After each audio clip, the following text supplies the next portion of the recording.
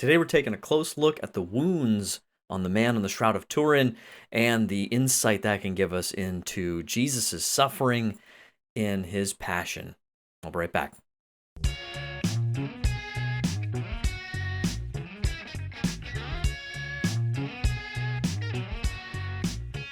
Hey there, Gracious Gang. Welcome to the Gracious Guest Show. I'm your host, Mike Creevy, and I am delighted today to bring Martha May back on the program. Before we do that, though, I want to remind you to please do all those things that you have to do, of course, right? To support this channel, to get the word out, all this Shroud content, Sudarium of Oviedo content, all the other content as well.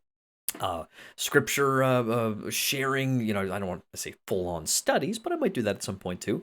But all the wonderful wonder and awe growing kinds of work that we're doing here on the Gracious Guest Show, trying to inspire people as best we can and really help you kind of step outside the humdrum of your day-to-day life, or rather, I should say, discover the humdrum as a doorway into tremendous insight into God's beautiful creation, the reality of our sin, but also the glory of the redemption that is waiting for us right around the corner if we'll only have eyes to see, those eyes that he wants to give us. Okay, so subscribe to this channel. If you're watching on YouTube, make sure you like this video, share it far and wide. Also, if you're listening on the podcast version of this, go ahead and make sure to follow the podcast, share that far and wide as well. Try to put this out there in a couple formats for you. I will say this, though. If you are listening to the podcast version and not watching this on the YouTube channel, you might want to watch it on YouTube also, because there's a lot of really cool stuff that Martha's going to show us here in a second pertaining to the wounds of Jesus. And it's a great show and tell. She's got some great replicas and stuff that she's going to share. So without further ado, I'm going to bring Martha May back on the program here. Martha is retired from a career in facilities management and discovered somewhere along the line this fascination with the Shroud of Turin. And then she proceeded to, I want to make sure I get this right here, because I want to mention her degree here that she got, the certificate. It's she got a postgraduate certificate in Shroud Studies from the Pontifical Athenaeum Regina Apostolorum in Rome, 2019. And so it's a relatively newer program, really awesome. And now she's joining us from Indiana, so I'm delighted to bring Martha May back on the program for what is sure to be an amazing conversation. Let's check it out. All right, Martha May, long time coming. Welcome back. This is exciting. Thank you. Thanks, Mike. It's nice to be here. Yeah, well, and I was sharing with you a little bit just before we started.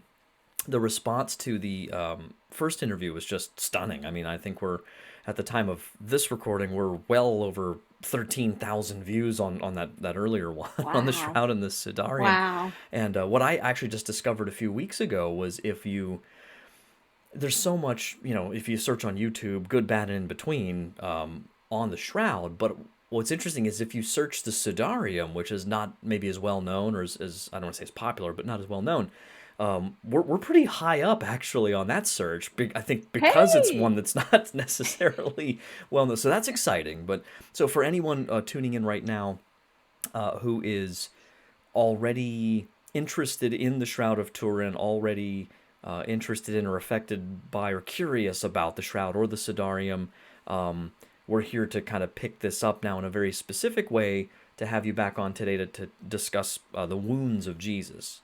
And right. So just to recap, I think before we focused on really looking at the Shroud itself and the Sudarium, but with the Shroud we were looking at the evidence and sort of clues on the linen itself, the cloth itself, the blood, what the blood can tell us, and then the miraculous, I don't know what else word to use, what other word to use, image itself. Today, though, maybe just walk us through what we're going to be looking at more specifically as we now enter into this reflection, which we're posting on Good Friday. Fabulous. Thank you. I think I shared with you last time that I was blessed to see the Shroud in 2015. And ever since then, I repeatedly say, I have never prayed the sorrowful mysteries the same way ever again, or to read any kind of passion account from the Gospels.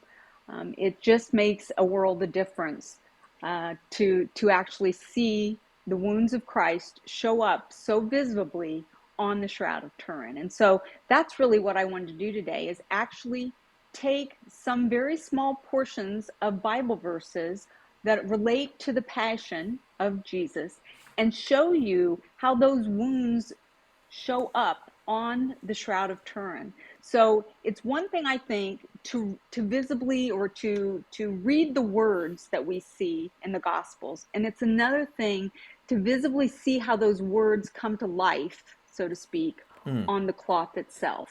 Sure. So that's kind of what I'd like to do, if that's okay with you. Yeah, absolutely. So one of the things that I think is very interesting is that when we look at the Shroud of Turin, is that the blood and the image very accurately depict and faithfully depict the accounts of the gospel in relation to the passion and death of Jesus. But more than that, again, this is another one of those mysterious things, at least for me it is. What we actually see on the shroud actually tells us more than what we read about on the Gospels. Hmm. And that's why this is such a meaningful and deeply moving tool that we can use during Lent, during Holy Sure. Week, or, like I said, anytime we pray the rosary. Sure. So, Well, and I like this. You had this line down here just about this idea of a walk through the sorrowful mysteries. mm-hmm, Um, and I seem to recall when the Passion of the Christ came out, I recall hearing in all of the sort of PR surrounding that film, and then in subsequent years, before I really knew anything about the Shroud, and really probably at the, I don't know about at the height of the controversy, with the dating and all that kind of stuff, because that was in the, of course, late '80s. But you right. did have this rising, like through the '90s, then I feel like into the early 2000s, this rising public sentiment of like, oh, that's just a hoax. So, kudos to the team, like Mel Gibson and the team behind the Passion, to really hang on in a sense with that. But it's interesting, just from that perspective, to see how, I know in that case they were trying to do something similar in a film standpoint, of like a walk through the sorrowful mysteries and matching up to Right. the shroud. So I guess we should start with the agony in the garden then. Yes, Is let's that where do you? the first. Yeah, go for it. Let's start with the agony in the garden. And as we know, Jesus spent some time alone praying to God the Father, hoping that this trial would pass over him. But what we find at the end of the agony in the garden is what? That Jesus is arrested, right? Hmm. And if we take a look at, I'll just read you a small verse here from Matthew Sure. 26. And then they spat in his face and struck him. And some slapped him, saying, "Prophesy to us, you Christ. Who is it that struck you?" Hmm. And so right here, so if we assume that they spat in his face, we're going to also make the assumption that he was hit in the face, right? He was Mm-hmm. beaten in the face. And this is the first time that we see that manifest on the shroud. This injury is the first, from that standpoint. And I'll point here to my Sure. shroud face that I have behind me. This is photographic negative here, And I'm and we I'm can going to overlay a actually. bunch of things too, Okay, for the viewers to be able to see, but for those great. listening too, we'll put some links. Yeah. Great. Here we see his right cheek is swollen, and Mm. we also see a swelling across the bridge of his nose, right up here. Okay. Okay. And some can sort of see a crooked nose. Some people do, some people don't. But Right. in either way, we see a physical injury show up on the face here on the shroud. Okay. So Right. this is kind of the first time we're going to start to see these injuries show up. Sure. And you said too, is that the? It looks like the eye also, and that's I like when I mentioned about the passion. That was something I remember very vividly, that they have his eye kind of swollen up and Swollen closed. shut. Yeah, Yes. which Yes. seems. I mean, when I look at the image, I have it up here too, of course, above my Okay. desk. I feel like I can see that kind of in the image as well. I think you can too. And I think that, Yeah. and again, this is, I find this image, the negative image Mm. of the face, to be such a haunting image that really does sum up all of the trauma that Jesus went through as he went throughout the passion and his death. I mean, it's Absolutely. very much in a snapshot of how terrible his sufferings were. Sure. Yeah. Sure. Yeah. And so we start there in the garden, and then we don't know how many times. I mean, it just mentions it there, but we have the whole time of them getting him from there, to the place of judgment before the Sanhedrin. You have him held captive for some time. When my brother and I were in Jerusalem, they showed us in Caiaphas's house, like they found the remains and everything of his house, and there's this cistern. Like you go down into the like Hmm. it's basically an underground well. It's dried out now, but there's a hole in the ceiling, and there's this. They explained about how he was basically bound and just lowered and left kind of hanging there all night, and just this terrible Wow. suffering, all the lead up to the next part that you have here, the next sorrowful mystery. So just to say, we don't even know just the toll of all of those kinds of sufferings in the lead up to the second, which is of course the scourging on in the at the pillar. The scourging at the pillar.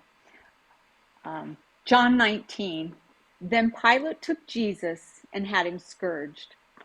Now, I would love to be able to read you a much lengthier description of Mm, what the gospel accounts say for Jesus' scourging, but they're all pretty much the same.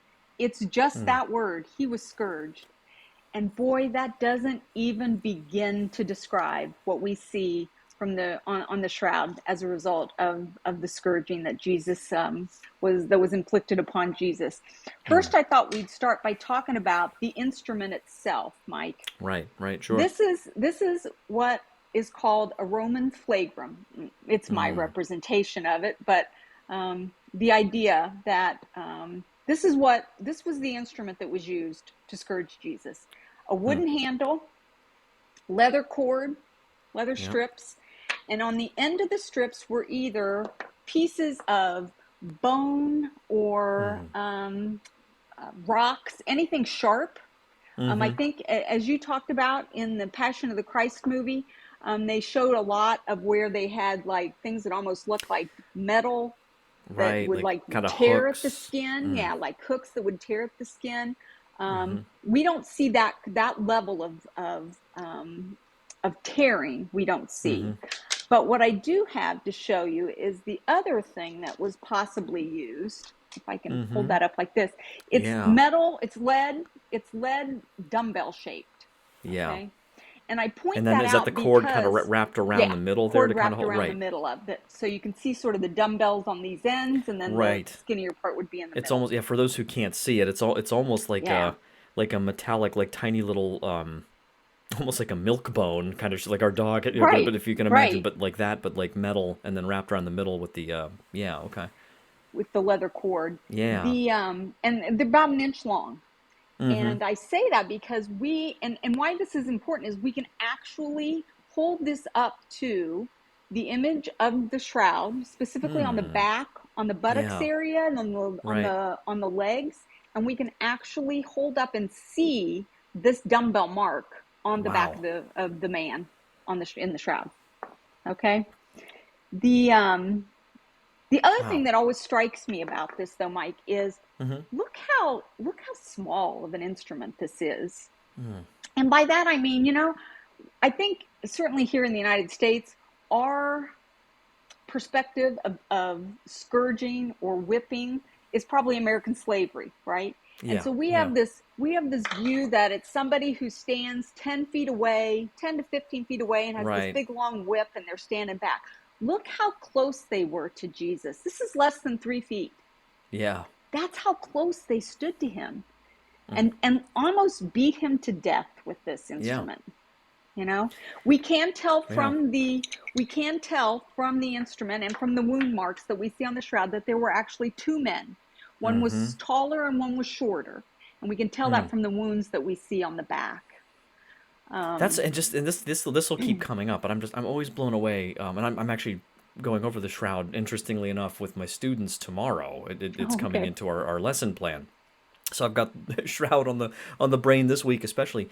But the the forensic study and investigation that can and is always being performed on this mysterious cloth is just stunning to me.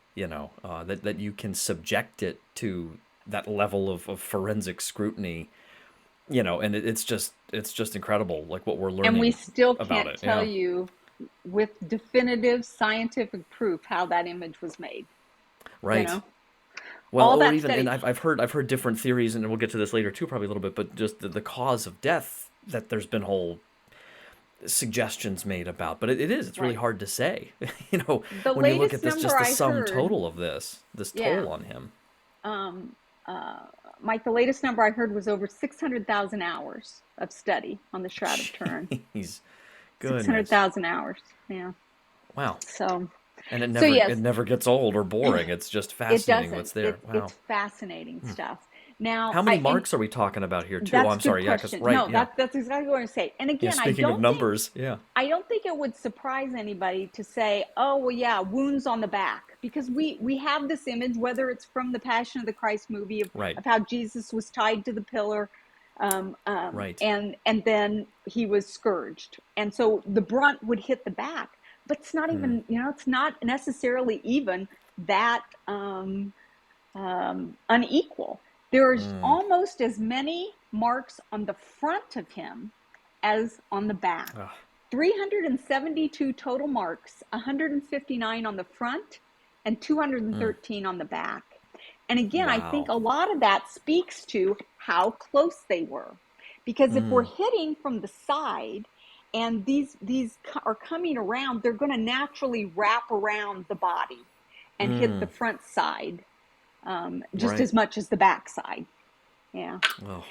And again, I think it's another one of those things, just as a reminder to folks, that the Romans were very good at this job. The Roman soldiers were Hmm. very, very good at crucifixion. And so much so that that is one of the reasons I believe that Pilate struggled with the idea of sending him to scourging and then sending him to Hmm. crucifixion. Because it was very, very rare that you would have someone who was scourged and crucified because the scourgings were so severe. That's what I Many was of going to them did ask. not last. Right. It was so severe. Yeah. And so the fact that Jesus lived through the scourging um, only didn't stop him from being crucified, Right. unfortunately. It just ultimately led to his crucifixion because he didn't die when he was scourged. Well, Yeah. and I wonder too because like it's just interesting to the naysayers about the question of Jesus's death because there's all sorts of different opinions about Jesus and different theories and they just don't hold up, quite frankly, against the historical record. Because I've heard people make the claim that well he survived, Oh, and oh, first of all you didn't like by definition you didn't survive a Roman execution. Like that's right, right. it's I mean it would make and not to be crass, it's just it would make as much sense to say about someone surviving lethal injection or the electric. I mean, it's an execution. It's a state Correct. mandated, carried out execution. The only point of which is to end your life. Yeah, And they're if not it's going to not done stop until, effectively, right, right, the right. guys who didn't do it effectively's lives are at stake. I've Yes, heard that as well. So, but back to just looking like this one image in particular, and I'll make sure we have it put up here a couple times. But this one that you have here where all of those scourging wounds are marked, and like kind of in red, so you can see them a little more right. clearly. Because you can't see them you can't really see No, them that specifically just with the naked eye unless you get real close. But to see that, I mean, like he wouldn't have survived that for long. right, I can't imagine. I mean, but so right. just the Look likelihood at of the someone amount. surviving the Look at, toll, blood and when loss, you, right, right. infection, something would have killed him because of that. And funny, and that's good that you said the blood loss, because I believe that that is a huge portion of what ultimately kills him on the cross is the amount Sure. of the impact of the scourging had a dramatic increase in the amount of blood he lost Right. as he got to the cross. Yes. Yep. And we'll see as we move on towards getting to that as he dies Sure. on the cross. Yeah. Sure. And it was very powerful when I didn't plan on sharing all this, but it makes sense now too. But with my brother and I going to the Holy Land in 2009, and some things, it's tricky to 100% historically prove some of the aspects of Catholic piety, of course, like in terms of this was this tree and this was this, like sometimes Right. it's difficult to do that. But there's this very ancient tradition, in the sort of one of the side chapels in the Church of the Holy Sepulchre, that there's the remains of this pillar, long believed to be the very pillar that Jesus had been scourged at, and so and I know the one guy on our tour had, like, we went up and touched it, and he had just done the same thing, and he was like, "Oh, it gives you goosebumps," and it just to connect, with these moments and try to just imagine the price that our Lord paid, the Absolutely. toll, and not just the physical toll, but, and we can probably talk about this too, the emotional, the psychological torment of that. So, oh my gosh, yeah. Yes, Um, definitely. and Definitely. and and then It's of course almost we. Oh, hard go to ahead. Sorry. imagine. It's Yeah. almost difficult for me to imagine because we don't. We're so blessed not to Yeah. suffer in those manners, Yeah. in that way, even physically, let alone Yeah. emotionally. Yeah, Oh my gosh. it's just difficult to imagine the You're severity so of it. right. You're so right, Martha. With that, like, I just remember, like, I'll share this with everybody. I probably shouldn't because it's embarrassing. But just the other day, like, I took a fall. Like, I slipped with carrying my daughter. She's okay, thank goodness. But I scraped my knee on, like, the driveway, and it was, it hurt. It hurt like crazy. I complained about it for like 2.5 days, and Neosporin and like the Band-Aid on it, and all that, and I'm like limping around, and it hurt. But I'm looking. I was like, okay, that's one. What I'm like looking at Exactly. versus 372, like 372 of those would be Right. just ghastly, and his were a little more severe than that, to say the Right. least. So yeah, my Exactly. gosh. Yep.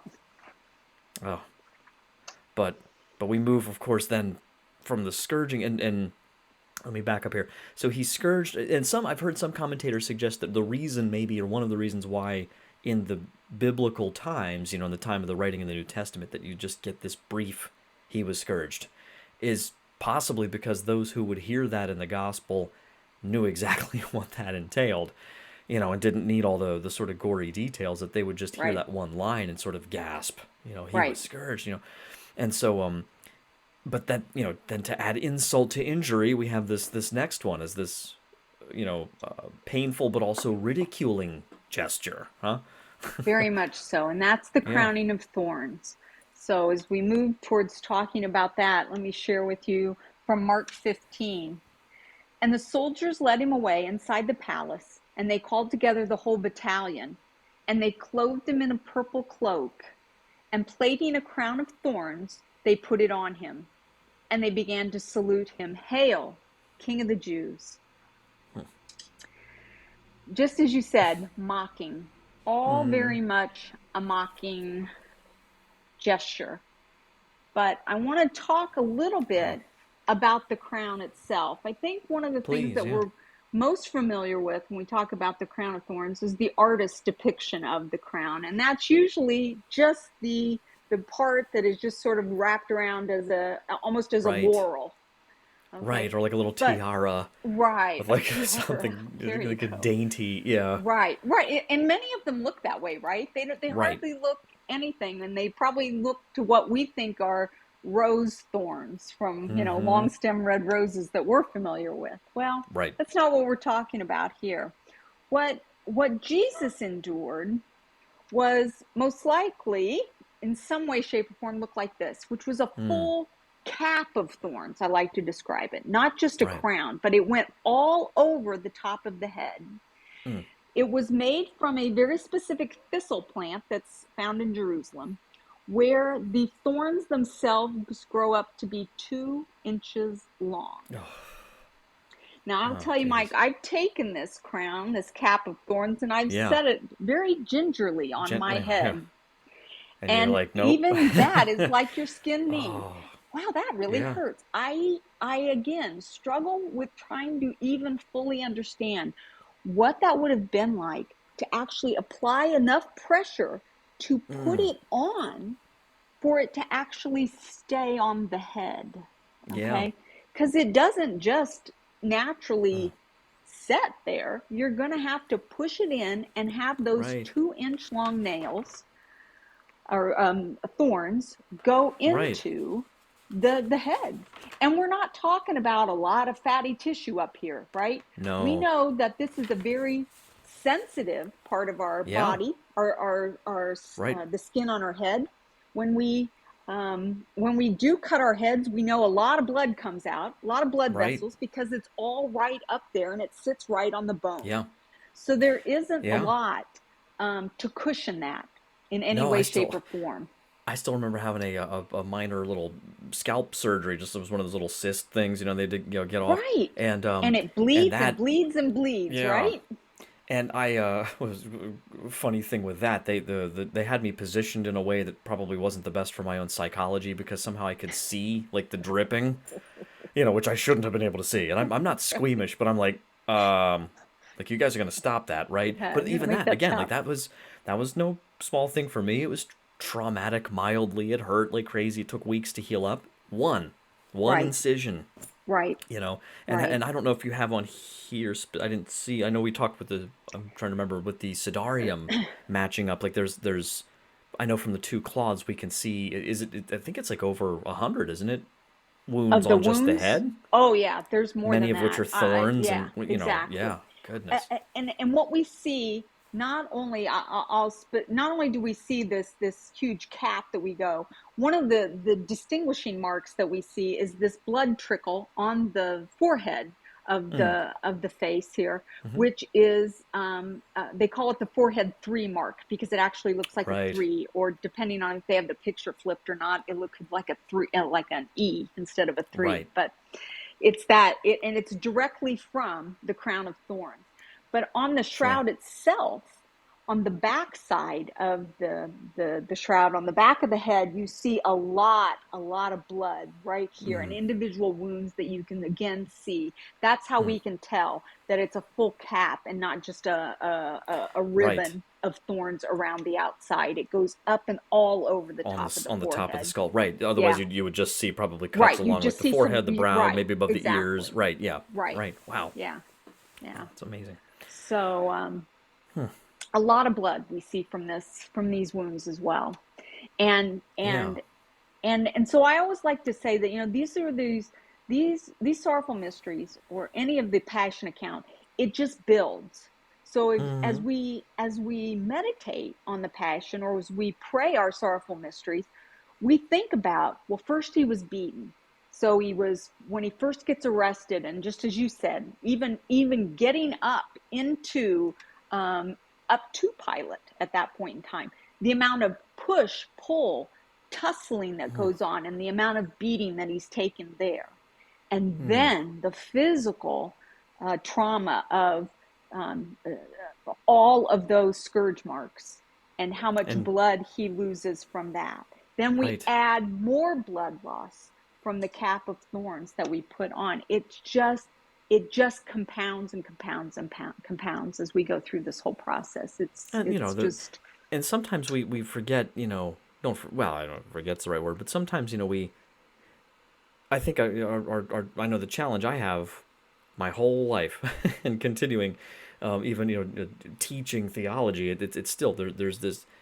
I don't know if it's even possible for us to really consistently balance our Lord's divinity and humanity in our minds in an accurate way. You tend to kind of emphasize one over the other. We just tend to compartmentalize, and you know, like this was on one hand, Jesus is not just rounded up. He's not just executed like some common thief. He says, right, no one takes my life from me, right? I lay it down of right, my own. I can take it up again. Says to Pilate, you would have no power over me unless it was given to you from above. So very much so. Like this is not just a haphazard. Oops, he got punished and he's executed. This right. is this infinite self-offering, right, of the ultimate Paschal Lamb. Very true. But, but he is, he's more human than you or I. Like he's not just. It's not a human costume God's wearing. Right, Jesus is the perfect human. Jesus suffers more than any of us because he never gives in. He never takes the easy road out through temptation, right? So right. he's able to face and to suffer and to go through more than any of us can even imagine. And think of how you feel, right? If a friend betrays you, if all of your friends betrayed you and left you alone when you needed them the most. Wow. Think of how, how I feel when I might be teased or mocked by a group of people. It doesn't happen a lot that I'm aware of, but it's happened before, and no one Right. likes to have that. And he's got the whole mob shouting and screaming and ridiculing him and mocking him and slapping him and calling for his death. Like everything in us that would like biochemically be happening when that kind of horrible thing is happening Oh, would be happening in absolutely. him. All of the same Absolutely. chemical reactions, the fear, the panic, all of that's there. And Right. I feel like we don't really think about that a lot, No, you we know? don't. You're exactly right. I think that's a very, very good point.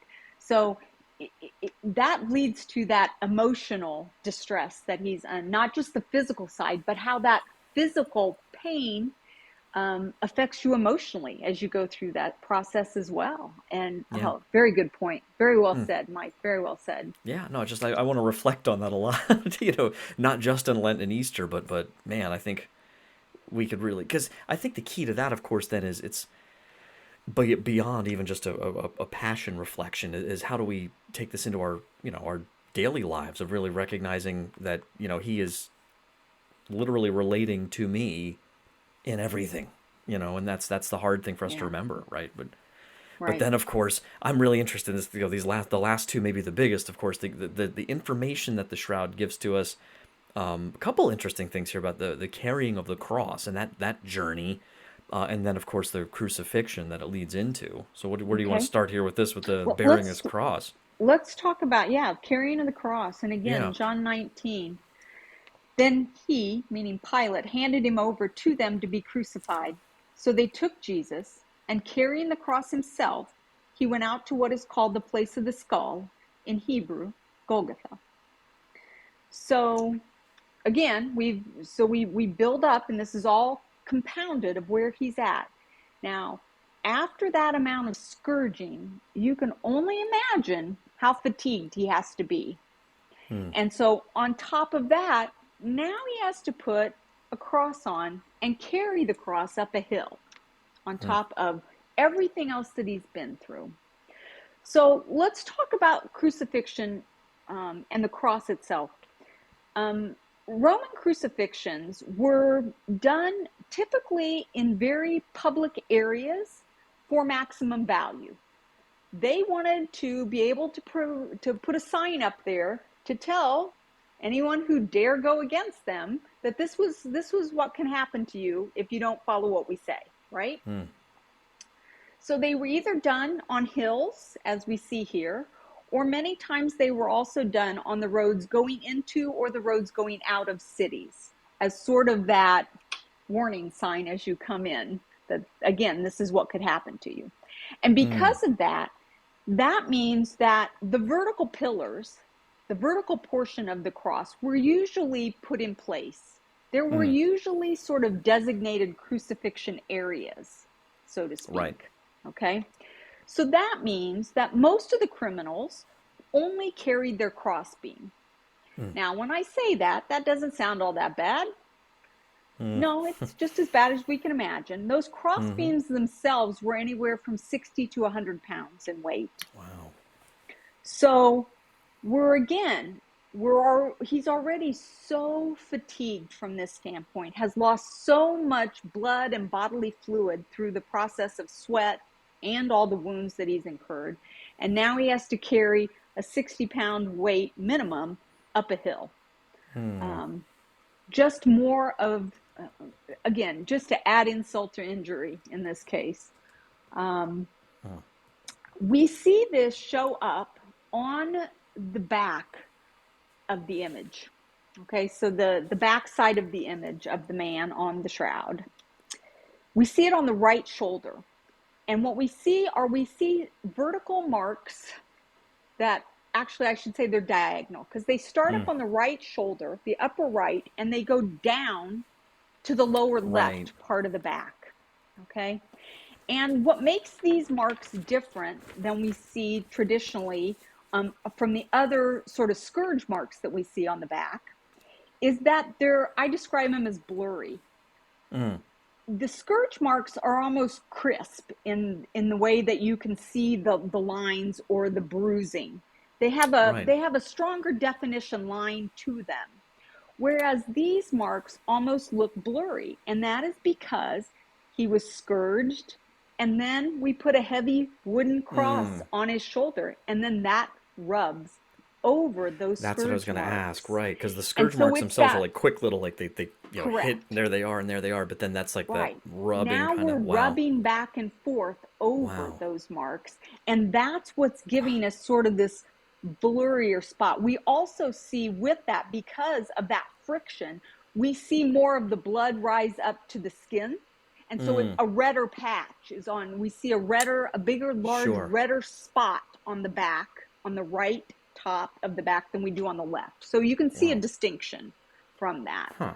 um, from seeing Wow. that. And again, this most of those spots, I will say, are almost impossible to see to the naked eye when you just would go Right. to see the Shroud of Turin. But because Yeah. we had the Shroud of Turin research project go over and spend so much time studying the Shroud in 1978, one of the things that they did was take photography under all different lighting sources, as you will recall. Mike, they Mm-hmm. did ultraviolet light, they did fluorescence, Fluorescent. Yep. they did just every possible way that they could light up that shroud to take different Mm-hmm. pictures of it. And in doing so, they were able to see different things under each of those different lights. Well, this is a great example. Hmm.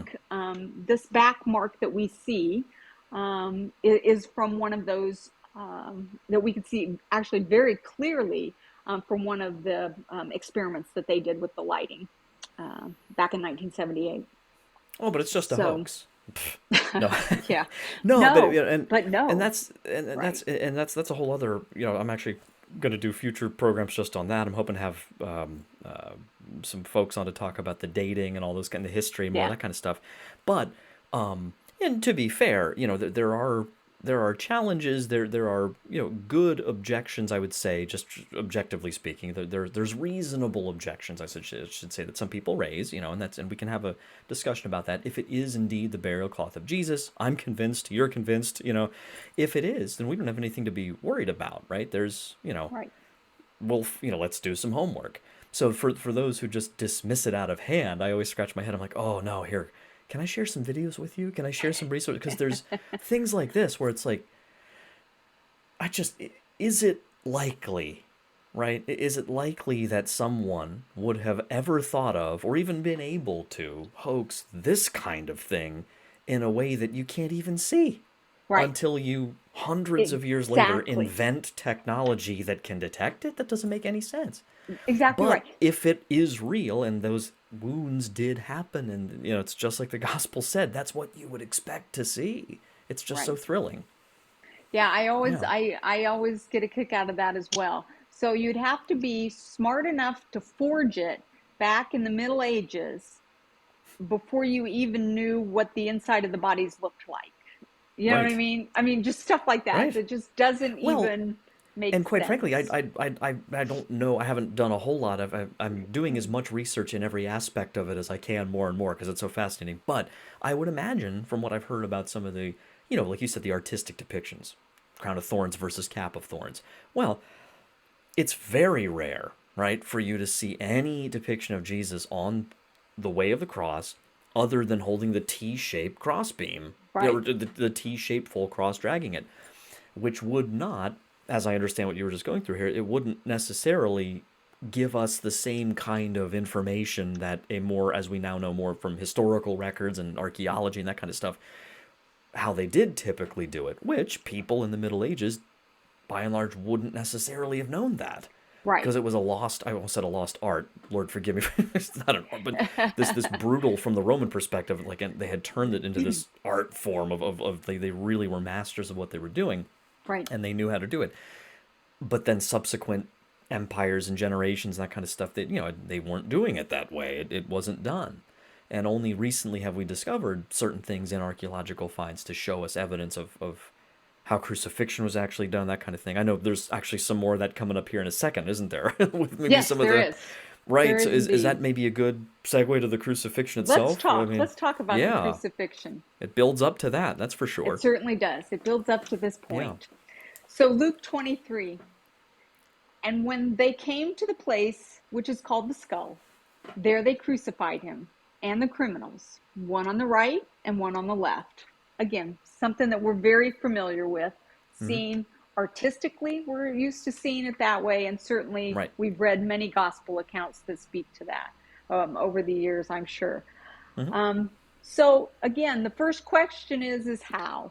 How was he crucified? Well, this is most this is one of the instruments of terror that was used. This is a replica of the Roman nail that was used for crucifixion. It's about 6 to 7 inches long, and the head of the nail is about an inch. Wow. And again, It's like a railroad artists, it spike. I almost mean, is. it's I honestly yeah. say that. Mm. And if you could feel the weight of it, you'd say the same thing. It Mm-hmm. almost feels exactly like that. Comes to a Wow. very sharp tip, as you Yeah. can imagine. Right. Right. Artist depiction again, most of the time, how do we depict? We depict the crucifixion happening through the hands and through Right. the Right. feet. Right through the center of the palm, usually, or close. Right, Yeah. right through the center of the palm. Now, what we do know is that just doesn't even make sense to us, Mm-hmm. just common sense. So if I point and if I stretch out my hand well enough that you can actually Right. I'm gonna do see it too. the bones coming through Yeah. here, okay? And all we have is flesh in between these finger bones on my Mm-hmm. hand. So if I was to literally put this nail in between two bones and then expect that nail to hold me up on a Yeah. cross, it's not going to do it. The weight of my body is going to pull right through that, and I'm just Yeah. going to come right off. Mm-hmm. And the Romans knew that because, as I said, they were very, very good executioners. Right. And so what they found is they found the sweet spot in the wrist. And it's actually where the wrist bones come together. There's actually a hole that is about Right. right here. Okay. Yep. Now this is just a Mars the May thing. Nobody else has to believe this, but most of the time they show the way the Romans did the crucifixion. They actually did it at an angle. Let me try to handle this so Yeah. you could see it at an angle this way. So when it comes out, look where it would come out on the back of the hand. Mm-hmm. Almost you'd see the spot at the center. Right. And that's why I think artists depict it that way, is because Oh, I it was see. done at an angle. Right. Okay. So as the nail would come out, it actually centers on the back of the palm, By the way, as for those of you opposed to, listening to the podcast, not watching the oh, YouTube sorry. video, what is no, no? I'm laughing. I'm like, well, first of all, what is wrong with you? Just go to YouTube and subscribe to the YouTube channel. Then you can Well, see all this. absolutely. It's free. But yeah. So just so again, just so in on the palm side of the like obviously hammering it on that facing side, but in an at an angle so that it comes out. So if you look at the back of the hand, the hole would appear to be closer to the center of the hand. Does that make Right. sense? Is that what you're saying? Okay, That's very got it. good. Very good. Okay. Okay.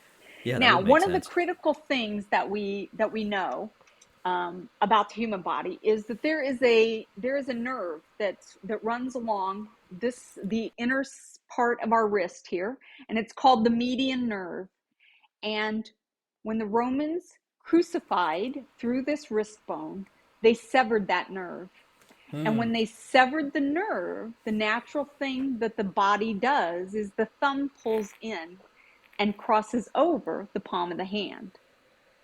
And that becomes a very important point as we look at the Shroud of Turin. When you look at the Shroud of Turin and you see Jesus laying, his arms are crossed over in front of him, sort of on top of his body. And what Right. we see are just four fingers on each hand. You do not see the thumbs. And you don't see the thumbs because the thumbs have pulled in and they are on the inside of the palm. And then as the palms are crossed and laid over one another and lay on the Right. body, you don't see the thumbs at all. And that again Sure. becomes a very unique characteristic that of the Shroud of Turin. Sure. Sort of like that forehead three, the Right. no thumbs is another one of those unique characteristics we see, and it's all because of the wound, the nail wound that goes through at crucifixion. That's what Well, did it. and again, from I mean, like the artwork, just as with excuse me, like the prevailing artwork depiction of the bearing of the cross being Jesus with that lowercase T-shaped cross as opposed to the beam, which was likely what he was carrying. Right. In this case too, like I'm from what I've seen in discussions about this, there's no or very little, I think no, extant at least evidence of medieval art of this. And this was the most, these scenes were the most painted, the most Right. disseminated imagery all through Europe, right? Right. Oh, excuse It's me. exactly right. And everywhere you look, it's through the hand. Right. And again, I think artist representative, it could have been just the manner in which, again, if you take a look at the wound on the shroud cloth as the hands cross over, you kind of see where that blood mark is. The blood shows up on the back side of the palm. And it's that I believe then that the artist saw that by looking at the shroud and painted the crucifixion with what they thought was the corresponding wound mark, which would have been through the palms and not through the wrists. Right, Mm-hmm. right. And again, obviously from the image that we have, there's no like there is no sort of palm side, right? Like they are both crossed over, Right. so you just see the back of the hand. So Correct. sure, Correct.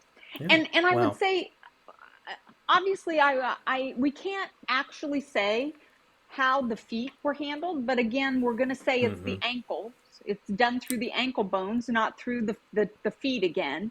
But the right, shroud, unfortunately, only shows us a big blood stain down there. We right. don't see a Mm. definitive foot at the as we do on the shroud, as we do with the Hmm. hands. So I can't really Do tell we? you exactly what it looked like Right. at the feet. I've seen different suggestions that because you see, I think usually we see the depiction of the feet and then the single nail through, basically, straight through. Sometimes you'll see it with the I think less frequently you'll see it with both feet flat against the cross and one nail through each foot. Right. But I've seen more and more suggestions that perhaps, and this is based on some more modern discoveries from what I've heard about, well, modern, last few decades, of crucifixion remains, which, as I understand, are pretty rare because the nature of this thing was you basically did this and then you just, most of They these went guys into a weren't mass taken, grave. right, they weren't taken down for a private burial. Right. So I'm not aware, I'm not saying there isn't any, but I'm not aware of any other like individual, sort of like remains that were buried in a tomb, that we've ever found. And Right. that's specifically what it says happened with our Lord, not what happened with the other guys that were crucified with him. Right.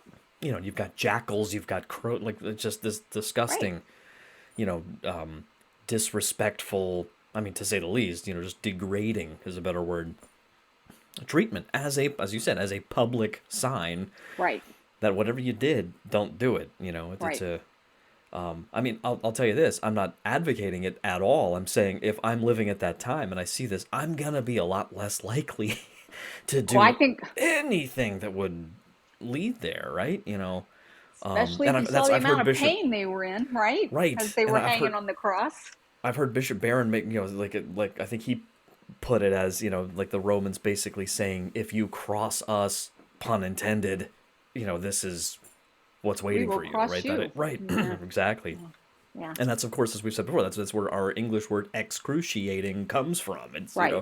of or from the cross. Like that's what it means. Pain akin to a crucifixion as a Right. way of like creating a word to create a word that means the maximum amount of unbelievable pain. Wow. It needed its own word. And Wow. we just don't think about that. Right. Or Right. then we trip and fall and scrape our knee and go, it's excruciating. Like, oh, I'm so ashamed. No, but so why don't we let's do you want to make mention here of this interesting leg thing, right? Like that is the question of the broken bones and all of that, and the Right. prophecies even about that. It's interesting, and the Paschal Lamb, right, that had to have no broken bones. But what do you have Right. for us here about this Right. this portion? Well, again, if we read from John 20, so the soldiers came and broke the legs of the first and then the other who had been crucified with him. But when they came to Jesus, they did not break his legs. But one of the soldiers pierced his side with a spear, and at once there came out blood and water. Mm. So again, a very familiar reading that we have. And yes, we can verify by looking at the Shroud of Turin that there are no broken bones. Even the, I'll call it a swollen nose, which today's Right. words we would say he probably broke his nose, but we don't say Right. that because it's cartilage. It's not real bone up there, Right. right? Right. So again, did not break any bones. So he died with no broken bones on his body. But what did he die of? Well, that's the true question. Mm. And again, as you said, Mike, very debated. I have a tendency to believe it's probably a combination of two things. One is what is defined medically as traumatic shock, which Mm-hmm. is where the person loses more than 20% of their bodily fluids, of blood Mm. and other bodily fluids that they have, either Right. through wounds or through sweat. Right. Okay? So a combination of that, traumatic shock, and suffocation. Because Right. as we know, there was a very good purpose to breaking legs of people who were on the cross, and that Mm. was to make them die faster. Right. We had them die faster, and we broke their legs because the way, while I'm hanging on a cross, the way that I can get air Mm. back into my lungs is to be able to push up with my legs to bring my body up to catch that big deep breath, Mm. right? Mm. So if I have broken legs, I cannot push up, and that Right. leaves me down, and it Right. leaves me not being able to get that big deep breath, and Right. that eventually is what leads to asphyxiation on the It's cross. kind of like a permanent exhaling posture, Right, basically, or like at exactly. You most just gasping, but can't you can't. catch your breath. You just Mm. can't catch your breath Oh. in doing that. So ultimately, that's what we see happening with the crucifixion. We can tell, again, by the blood flow that we see on the shroud, the blood Mm. flow on the right arm versus the left arm. We know that the left arm was still more straight as he was still on the cross, whereas on the right arm it's bent, a little bit more bent, and his head Mm. is sort of bent down and to the right. Hmm. And that is the position in which he died in. And again, we can tell that Yeah. from the blood flow marks that we see on the body.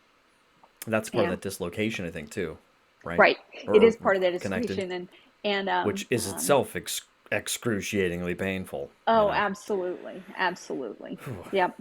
Now, in terms Hmm. of that chest wound that we see, and again, Yes. that's probably the other very big, easy. Sorry, I'm going to get my cat down so she doesn't Yeah. distract. Um, It's a topic that, sorry. crosses over into the interest of the animal kingdom as Oh, well. I mean, apparently so. The What we see is that that wound, that side wound on the right side of the hmm. chest, that again is another one of those very easily recognizable wounds that we see on the Shroud of Turin. Is that large blood stain that we see, and again. We say blood, the Bible speaks of it in terms of blood and water. Now, Right. what that really probably means is that it is blood, and then as after after a person dies, that blood separates into red blood cells and blood serum or Right. plasma, as we also talk about it in terms of both of those ideas. So that's kind of what we see. And again, how do Sure. we know that? Because in the 1978, one of those lighting experiments that they did is we can easily see that big red blood stain, but what we see is sort of a halo around it in that blood serum that sort of Hmm. we see that sort of just outlines it almost identical to what we see on the Sure. red side. So And I'm not sure if I've heard this. Like, I want to look into it more, but speculation too about possible, like, was it pleural edema or pulmonary edema? Like fluid buildup in the fluid building lungs, up in the the lungs. puncture that could. So again, if Yeah. Jesus is higher up on the cross and Yeah. we're using the spear at an angle to go up in between ribs, most likely we could possibly be puncturing the lung. And so that Yeah. pulmonary fluid is also clear. It also could Okay. be that as well. Yeah. Yeah. Because I'm a little more familiar with the intriguing, again, like, against the sort of like the hoax mentality here, where these kinds of like details when we see on, from the head, I know, looking at the other fluids that are not detectable, like there's blood stains, but there's also nasal discharge. I heard one researcher that did a study a couple years back that was talking about, he was making the case that there appears to be some of that fluid, possibly from the moment that the lance went in, where it would have ejected out through Oh, the oh, nostrils as well, interesting. or the mouth, Okay. Right, possibly, right. when that moment happens after his death. And that he was claiming that you see evidence of that on the Sidarium. I'm like, oh my gosh, wow, because Oh, we that see a again, that lot makes more. We sense, see a lot more bodily fluids on the Sidarium than we do Yeah, actually on the Shroud. But we, in this right, case, certainly the side wound, we can see other sure. fluids besides blood. Yeah. And is that just to clarify? Because I'm curious about this. The image that you have here of the wound on the side, is that now? Is this reversed here? When you say the right side, is it his right side It's specifically on actually, the it's body, or is his it? right side, but keep in mind Okay, how the body's wrapped. right, So the correct, top yeah, of the cloth is going to be the left right, side. or correct, yeah. Okay. I keep saying it, Right? but I know. the But spear wound is on the right the side of his spear wound body. is on the right side of the body. Yes. That On the is right side. so. That's so cool, because just a few weeks ago at the time Okay. of this recording, we had the Old Testament reading from Ezekiel 47 about the water flowing from the right side of the temple. Uh-huh. And it's just like, like a prophecy that if the soldier had It's been standing on the other side of Jesus's body, like, what did it matter to him what side it was? It's just so because it mattered to incredible. God. That's Right. right. Yeah. Exactly. Wow. Very Wow. good. Very And good. then, so this is all, this just, everything is so fascinating about this, but anything else you want to say about the wounds before we look at the, like, because this, it, of course, builds up to, it's not just about a sad story, right? It's what Right. it leads to that's so exciting, and that we even get a little glimmer of too here on the Shroud. Absolutely. And so we've spent a lot of time going through, and every time I say that, every time I meditate on the sorrowful mysteries, it can be such a very powerful but very somber experience, right? To read through these passion Sure. accounts. I know I feel that way every Good Friday when I think Yeah. about this stuff. But Yeah. as I tell people, but the best news about the Shroud of Turin is it also shows us the resurrection. Mm. Because how do we think the image was made to begin with? Right. Um, One of the more recent studies that was done in Italy Hmm. by an organization called the Italian National Agency for New Technology. And what they have over there is kind of a one of a kind, very high powered laser, ultraviolet laser. Mm. And they did a burst Is it the of, Exemer? Exemer? yes, Is that the right? excimer Okay. laser. Yeah. They did a burst, a 40 nanosecond, and I got to tell you, Mike, I can't wrap my head around how small of That's an a, amount that that's is, but really short. that is very, very short. 40 nanosecond burst of energy onto a little piece of linen. Okay, and when they did that, they could actually get the same discoloration that we see on the shroud, and at the same depth. So as I think I talked Hmm. about last time, where if you took a razor blade and you rubbed it over the top of the Shroud of Turin, the image would go away. Right. It's that It's like two. faint, It's like two. Like very just the on just the highest top fibrils. Yeah. fibrils, just Yeah. the top fibrils of the I cloth. think like the about the So width of a human hair. I think roughly. the Right. width of a Something like human that. hair, yeah, If yeah. it's like a tenth of the Wow. width of a human hair. I mean, it's Oh very wow. thin. Jeez. Wow. So they can now actually on this piece of cloth, they were able to get that same coloration and that same very, very top layer of fibrils that they could actually discolor in that same manner. Now, as I tell everybody, that said, they've got a patch that's about an inch. It's about an inch square. It's not very big, and it doesn't act as a photographic negative, and it doesn't have three-dimensional coded information in it like our shroud has. Wow. But Wow. what they could tell, and what most scientists agree with right now, is that most likely the Shroud of Turin was created from a burst of energy or a burst of light. Right. And so we're just at that scientific age where we're Like if starting to be able to sort of replicate it, not in any kind of detail as we see on the Shroud of Turin, but we at least, I think, scientifically can yeah. conclude that it is from a burst of energy or a burst of light. And So so, in other words, it has if you're trying to just basically categorize what you would put it into the category that you would maybe loosely call radiation, as just radiation, a one very might like even ultraviolet say, background radiation, like just Yeah. Right. And biblically, where do we see that? The resurrection. Yeah. So through all of the suffering that we've just gone through, so while the shroud Mm. tells great detail, more detail than we read about in the gospel accounts, while it shows us each one of those wounds that Christ went through, the message ultimately is that it shows us that he rose from the dead for us. He did Right. all of that for us. So Oh. whether you believe that the shroud is the true burial cloth of Jesus or whether you don't, what I think is important is the message that the shroud has for us. It tells us the story of Jesus's passion and his death, but it just as much tells us the story of his resurrection and what he did for us as we hope to enjoy forever life with him eventually after we're done with this life, right? Wow. Yeah. Oh my gosh. Well, Martha, I don't even. It's just been an absolute pleasure to chat with you about this, and I know there's more to come too, because I mean we've been in us setting up this discussion. There were like two or three other potential ways we could have gone with it that Yep. we're gonna probably circle back to for sure. Great. Um, It's and always good to talk with you, Mike. It's yeah. always a Oh, pleasure, thank and you. Yeah. you always make this process very easy. Oh, For those it's of so fun. people like me who don't really like to be recorded, I don't mind talking. It's just the recording part, Oh, which I you're don't a natural. You're a natural. Well, thank you, Martha, so much for coming on the Gracious Guest Show today. I'm sure all Thank of you. our viewers are just gonna really take this to prayer and to further research and study their own. I So hope so. yeah.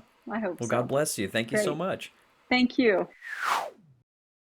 Just absolutely stunning, absolutely stunning stuff. And I don't really have much more to add. I'm usually a man of many words, but this is one of those moments where I just want to sit back and go, you know, wow, wow. So God bless all of you. Encourage you to really take this to prayer.